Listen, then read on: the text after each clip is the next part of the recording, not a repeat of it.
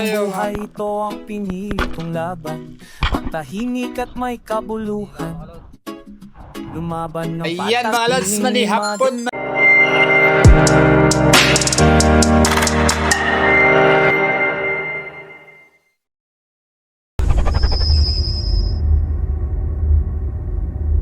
Have a nice day guys, welcome back na naman sa isang Spur Fishing Adventure. Sa episode na to, bumalik na naman kami dito sa Dumaran. Pero dito muna kami sa Santa Teresita. At kasama ko pa rin ang aking Spur Fishing buddy na si Batang Spiro, Christian Corpus. At si Bro Jake Abiner, ang host namin dito sa Legit, Santa Teresita, Dumaran. At may import tayong kasama, si Lokase. Yan o, subscribe nyo naman ang kanyang channel mga lods. At kasama din namin ang aming boatman na si Marco Ocon, ang siyang mayari din ng aming bangka na gagamitin sa mga trips namin dito sa Legit, Santa Teresita, Dumaran. So let's go! At ito na kami sa aming first spot of the day at hindi naman halatang excited si Lokase, nauna sa atin. At dito bumaba ako para sa aking warm-up drop. At ito, pagtyagaan muna natin ang malabong spot dahil ito talaga ang usual na nangyayari sa panahon ng amihan dito.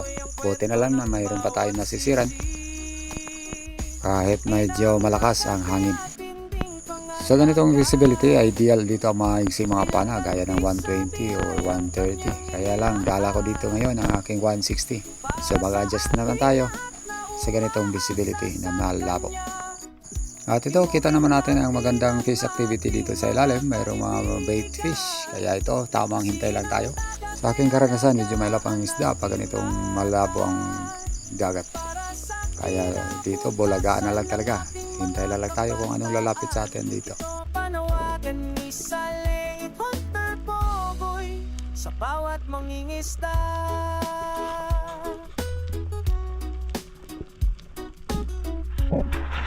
Wala tayong nahuli sa unang drop natin kaya ubabante ako dito. Sana makadali na tayo sa drop ito.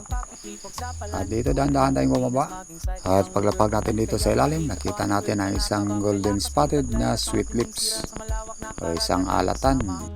Sadyang maamo ang isdang ito, kaya ito terahin na natin. Ayun, getik mga lods, stone shot. Ito ang karaniwang uri ng sweet lips dito sa Dumaran. Makikita ito sa mga wall o kaya sa mabuhangin na area sa spot dito. Bilang ganti sa biyayang kanyang inilaan para sa ating lahat na umaasa sa kanya. Imukin natin. At ito, na-secure natin ating first fish of the day, isang golden spotted sweet lips. Masarap ito sa tinula kaya inihaw. At ang drop na ito ay para sa ating second fish of the day. Dito ako naghunting sa may wall area, medyo malabo pa rin. At ito, maraming mga maliliit na isda nakikita natin dito. Lang tayo ng patas mga kaibigan para sa isang matahimik at payap na buhay na hangat ating makamtan. At ito, hindi tayo nabigo sa ating paghintay dito sa ilalim. Isang biyaya ang binigay, isang Bluffin Tree Valley. Ayun, sa pool mga lods. Bihira ko lang na-encounter dito ang mga Bluffin Tree Valleys. Karaniwan dito ay mga golden spotted Tree Valleys at mga golden Tree Valleys o kaya mga GT o giant Tree Valleys. Kasama ninyo lagi si Silent Hunter Pogoy sa bawat paglalakbay. At ito, na-secure ko na aking second fish of the day, isang Bluffin Tree Valley na masarap at malaman.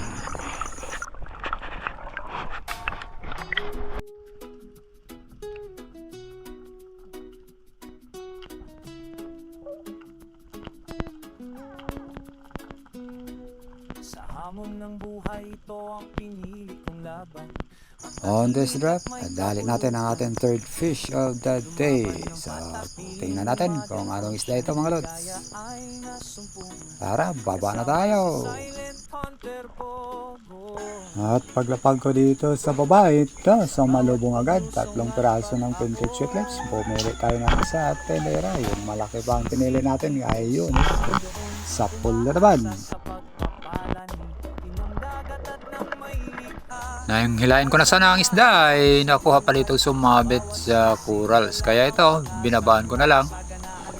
At inalis sa kanyang pagkapulupot. May hangin pa naman, so goods pa rin ang ginawa natin na to. Sa ganitong pagkakataon, kung sakali medyo kapos na kayo sa hininga, umangat na lang muna at mag-relax, the usual na relaxation period, no? O recovery breath. For safety purposes, siyempre. Imuhin natin ang ating mga kaibigan na sinang At dahil tanghali na at medyo matumal na rin ang akyat at sightings ng mga isda, so ito, pagkatapos nito, umangat na rin kami at umalis sa spot at pumunta kami sa isang sandbar at doon kami siyempre tanghalian ito. Ang ganda ng lugar na ito, mga lods, oh. At usual namin na ulam pag napunta kami dito ay kinilaw lamang dahil siyempre walang kahoy dito na magagamit namin sa pag-ihaw. So ito na po ang paghahanda ng trupa, oh. Yan, oh, sarap yan. Coral trout ang tinira namin. So itong kasama namin na si Bro Loca, isang Italian to pero mahilig na rin sa kinilaw. Nasanay na siya sa pagkain Pinoy. Kaya goods na goods. Kumakain kahit ano ihahain. Ayun, oh. At pagkatapos makapag-relax na ilang mga minuto, so ito, balik na naman kami para makarami. Kailangan kasi mura ang isda dito. para sa ating lahat na umaasa sa Kanya. Himukin natin ang ating mga kaibigan na sinang dagat ay alagaan at ingatan para sa kinabukasan ng ating mga kabataan. Muling sigaw ni Silent Hunter Bogoy, alaan ang karagatan. Kailana'y laban lang tayo ng patas mga kaibigan para sa isang matahimik at payap na buhay na hangat ating At pagkabanti ko sa spot na to, na-surprise tayo mga lods dahil biglang dumating ang School of Brasi Trevales ayun. Nakatira tayo ng isang piraso. Ang dami nila, nasa mga 2 kilo bawat isa. Pero yung nadali natin ay malaki. Medyo naiba siya sa grupo, mga 3 kilos yata to. At pagkatapos nating tirahin to, napansin ko na medyo daplis ang ating patama. Malikot naman kasi ang isdang ito. Kaya umangat ako sa surface at nag-request ng scanshot sa aking body na si Lokasi Channel.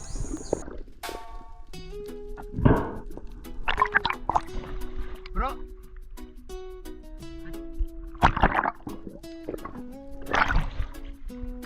Scanshot bro! Scanshot! Ang buhay ito ang pinili kong laban, tahimik at may kabuluhan. Umaban ng patas, piling ng Mother Ocean, ligaya ay nasumpungan. Kasama si Silent Hunter Bogoy. Sa bawat paglusong at pag-ahon. Ngayon, nabigyan na ng secure shot ang ating huli. Kaya ito, hinila na natin. Salamat bro! Shoutout sa'yo, Bro Lokasi Channel. Pa-subscribe na rin sa kanyang YouTube channel para masilayan nyo naman ang kanyang mga adventures sa iba't ibang dako sa Pilipinas. Dami nila. Dami. Oh, ito lang malaki. Dami din ako. At pagkalipas ng ilang sandali, nakahuli din ng mga tropa dito ng additional na Brasi Trevales na sa 3 piraso ang namin nahuli dito. Medyo malalaki din ang kanilang huli. Kaya panoorin nyo sa kanilang mga channel.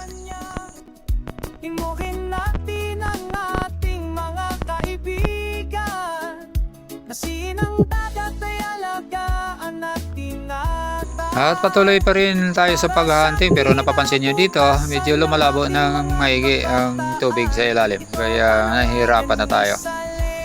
At wala na tayong nahuli pa. Kaya ito, umuwi na kami.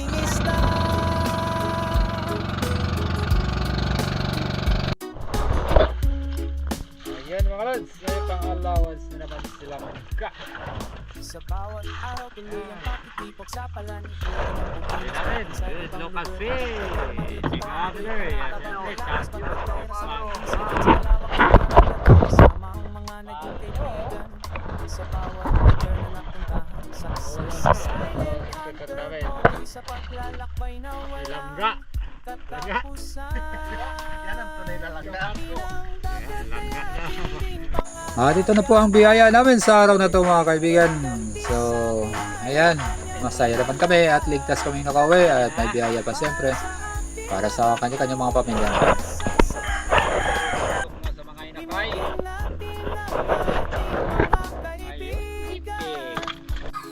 Oh, diyan na mga langga. Naluto na hapit. Oh.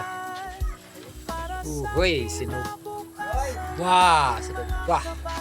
Yan, kain na tayo mga lods. Oh. Masarap na surahan. Doon sa inyo. At ito, sikan din na tayo sa episode na to. Siyempre kasama natin si Mark Jason Avener, Jake Avener, Lucas C, Batang Spiro at si Marco. Ayan po, let's go! Silent Hunter Pogoy at tinatakbo'y samahan kalugarin nating mabuong karagatan ng ating kapuluan maging sa ibang bansahan. Kasama ninyo lagi si Silent Hunter Pogoy sa bawat paglalakbay. At ito para sa ating warm-up drop at nakagawayan ko dito ay simple lang. Hindi muna ako lalalim para makapag-adjust ang air drum ko lalo na sa pag-equalize. Lately kasi na-experience ko ang mag-nosebleed dahil hindi maayos ang pag-equalize at yung lalo na sa first drop. So ayan, kaya ginagawa ko dito, inayos ko na talaga para safe tayo mga lods.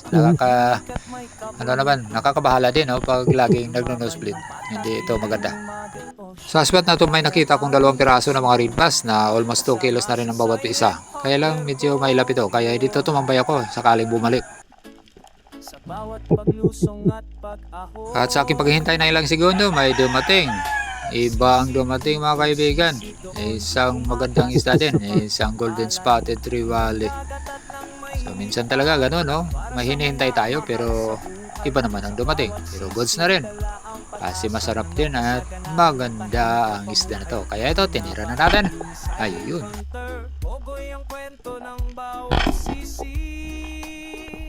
Napakaganda pa tama natin mga kaibigan. Isang spine shot ang naigawad natin sa isang magandang isda na to. Kaya siyempre walang kahirap-hirap dalhin sa itaas.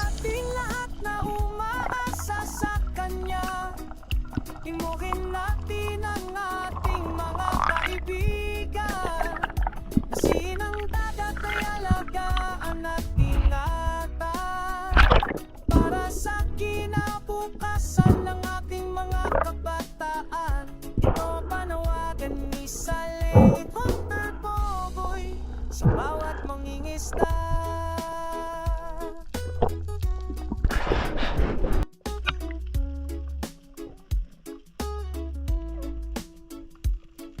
Sa bawat araw tuloy ang pakikipagsapalaran. Ikuwi din ang Pilipinas maging sa ibang lugar. Hanggat kayang maikatawan nito'y panatabang may lakas pantaglayra sa matinding siran sa malawak na karagatan. Kasama ang mga naging kaibigan sa bawat lugar na napuntahan. Saksi si Silent Hunter Pogoy sa paglalakbay na walang katapusan.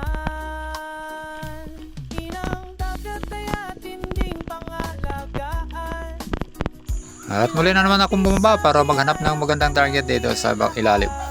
At ito, nakatambay lang tayo. Naghihintay kung sakaling may darating na isda. At ito, may dumating nga. Isang Spanish flag yata to. Hindi ko pa na masyado naninag. Malabo. Kaya lang nang tirahin natin ito.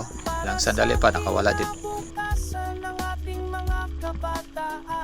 Muling sigaw ni Silent Hunter Pogoy, alaan ng karagatan. Kailana'y laban lang tayo ng patas mga kaibigan para sa isang matahimik at payak na buhay na hangat ating makamtan. Yan ang panata ni Silent Hunter Pogoy. At tinatakbo'y samahan kalugarin nating mabuong karagatan. Ito, drop na naman tayo at ito may nakita tayong isang magandang halaman sa ilalim ng dagat. So ito isa sa mga dahilan na huhumaling tayo sa pagsisid. Iba't ibang klase mga halaman at tanawin na makikita natin sa ilalim na hindi natin usual na nakikita sa ibabaw ng kalupaan. Kaya ito, nag-enjoy din tayo kahit na minsan walang nahuhuli o kaya bato wala akyat ang isda, nag-enjoy pa rin kasi mayroon tayong nakikita mga magagandang tanawin sa ilalim ng dagat. Kain muna kami sa tanghalian.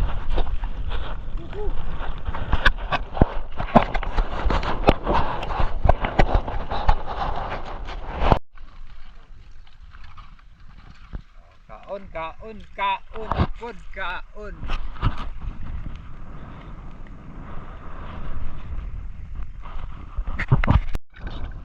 Kinilaw mga lods, kinilaw.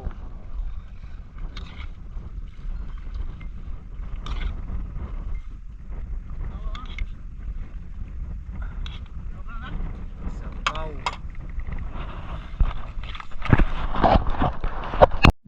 At dahil busog na ito, relax mode muna para naman magandang sisid natin mamaya. Nahilisi ang mga bulbul. Kaya ay kinalibang.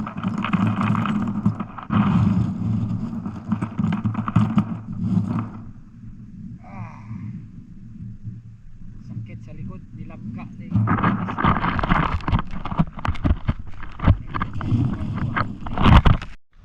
Oy par, bakit pula ang mata mo?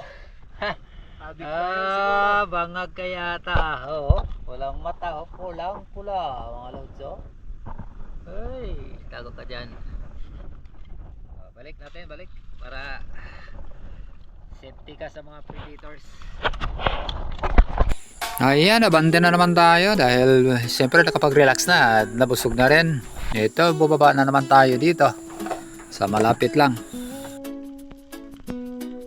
Sa hamon ng buhay, ito ang pinili kong laban. Matahimik at may kabuluhan. Lumaban ng patas, piling ni Mother Ocean. Ligaya ay nasumpungan, kasama si Silent Hunter Bogo. At habang tayo ay naghantay dito sa ilalim, isang Titan Triggerfish ang nagpakita. Kaya ito, tinira natin. Masarap naman dito sa inihaw, lalo na pag mataba. Ayan o. Pwede rin ito sa adobo, sa gata, o kaya anong luto ko man na nanaisin natin. At sa pagpapatuloy ng ating pagsisid, wala na tayo na idagdag na isda sa ating huli. Medyo matumal talagang akyat dito. At ito si Bro Christian ay nahuling isang mamaw na barchick coral trout. At pakalipas na halos 2 oras na pagsisid, napagsiya kami na umuwi na. Dahil medyo may huli din naman ang makasama ko na mamaw sa sisiran. Ayun o. Nakakadali kami ng madami din. Sa araw na to, check Abner, Spear Fishing. Yan, si Loka Paldo. Romarco, siyempre ang tirador natin doon ko. Sa bata. Ang nag-iisang bata. Tirador, yan o. Pang allowance. Allowance na naman nilang ka. Thank you Lord.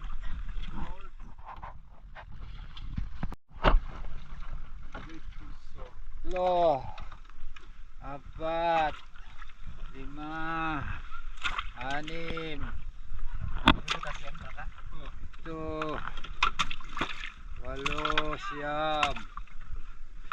12, 16. Ayan mga lads, konti lang. Champion na naman si Bata. Yun.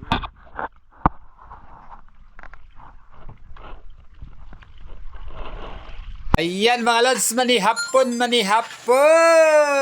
Ayan, medyo kasi okay na yan bukas. Very good. Last supper dyan dito.